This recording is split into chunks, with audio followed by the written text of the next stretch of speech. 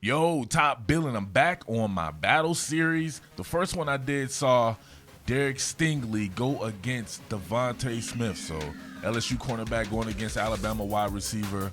And that one, your man Stingley's going to need some get back as Smith absolutely took him to task. But this one's going to be a very exciting one right here.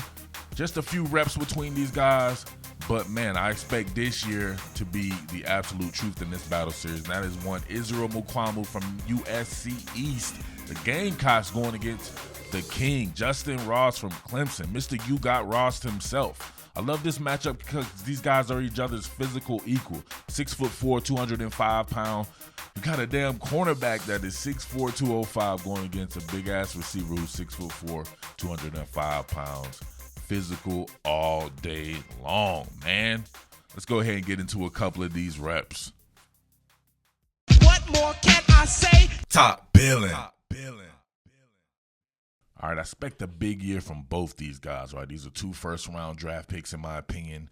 Israel Mukuamu is a kid that I want to do a lot more content on and kind of get him out there, at least on this channel, for people who don't realize how good this kid is or how much he could be in the future, right? I see a lot of cover 3 teams really salivating over this dude, meaning the Seattle Seahawks, the Atlanta Falcons, the San Francisco 49ers. Everybody running that third coverage, right? They do a little bit of that at South Carolina, so he's perfect for that. And we know what Justyn Ross is about, right? He took college football by storm. This was the best rep between these two guys right here. So, you know, we got to do the breakdown of it. You see Mukuamu right here, them long-ass arms, great base width.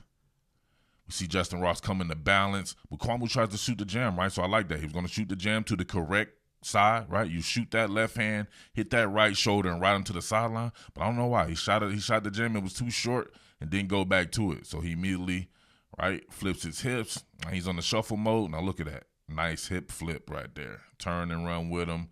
Get on top of him. What I don't like about Mukuamu is, right, he can get a little grabby. So you see the strength of Justyn Ross here, able to shrug that off. That's within the 5-mile zone. Not sure what Mukuamu does right here. I don't know if he panics or something like that.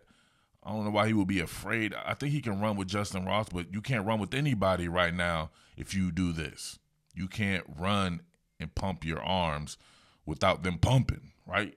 You got to decrease that space and get them arms back to pumping so you can run. He's going to get a step on you because you're not running and using your arms. But you see a lot of physicality and tugging here. Mukuamu right here. Both guys could have been called for some type of interference, but Ross gets a good job right here, subtly separating, right? Just very subtle. You can't even really say he pushed off because he did not impede the progress of Mukuamu right here. And look at that. Of course, he does what he does. 2-foot jumper. You got Ross. Man, not a good rep from Mukuamu there. It started off real good, then he started to get into panic mode right there. Let me know what you think about that rep and what you would like to have seen Israel Mukuamu do a little bit better. But it started off good with the hip transition and the decrease in the space, and then I don't know, he just went into panic mode. All right, so here's the disadvantage that Mukuamu has to a certain degree, right, of playing a third coverage or covering a third of the field, right, vertically. So he's going to work everything vertically. They don't want any explosive plays. They want to keep everything in front of them. So not only is he going to be playing outside leverage, he's going to be doing a severe bail. You can see this right here. This is the best replay that I could get right there. So originally he has this. I'm not sure where this route was originally supposed to go. If you see the quarterback, Trevor Lawrence right here, quick draw loss, sitting in the pocket. He's working it vertically, Mukuamu is, but then scramble rules start to ensue. So they got this down pat, right? He knows to break this route off. Lawrence scrambles to the sideline. Now you look at Mukuamu. That's a tough transition right there, especially if you're 6'4". He's unable to work back towards the line of scrimmage. And we see easy pickings with Trevor Lawrence detaching from the pocket and putting it right where it is. Look at the product placement.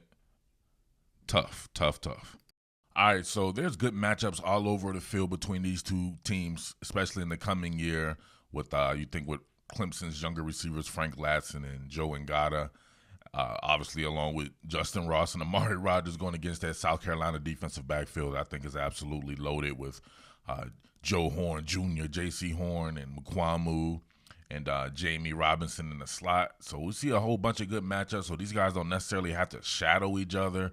They usually play like a left and a right corner or a boundary and a field wide receiver, right, for Clemson. So they wouldn't necessarily see each other all the time, but we work with what we got here. So in this particular one, you see him at the top of the screen right here. Mukuamu beat from the jump. Look at him. He already opened up. Instead of staying patient and letting the receiver declare, he's already beaten out leverage to the inside. Now he has the flip, and he's at a disadvantage, especially with this going inside. But he's already panicking right there. I don't understand this. He's too good of a defensive back to be panicking. You see right there, he gets slung off, but that's clearly pass interference here. See him commit to a side. Really no need to commit to a side right there. He's not doing anything but getting vertical, so he takes kind of an inside approach with it. But Mukuamu is already out leveraged because he shot a right-hand jam. I got physical with the right side of his body. Now he knows that he's in the spotlight because this ball is going to Justyn Ross, but he panics right then and there. No need to grab.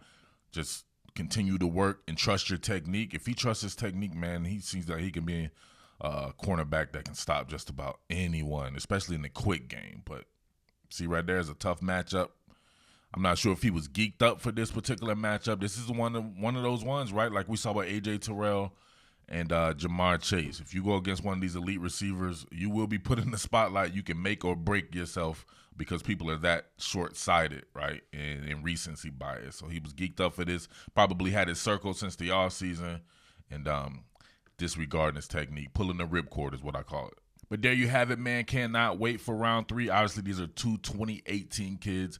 So they kind of pseudo saw each other in the first year, but definitely saw each other last year, and we'll see a lot of each other here in round 3. So, all right, let me know what other matchups you guys are looking forward to of guys who will be facing each other for at least the second time with some of these teams that I cover, and we'll get down to that. So it doesn't necessarily have to be just wide receiver and cornerback, but I know that those are the marquee matchups that people look forward to, and it's a little easier to get a little bit of film on that soloed up, all right? With that being said, you already know what time it is. Make sure you like, subscribe, and tell me in the comment section who you would like to see coming up, and we'll see what we can do about that. But it's your boy Murf Baldwin, the Underground King, Top Billin Sports, and I am out. Peace.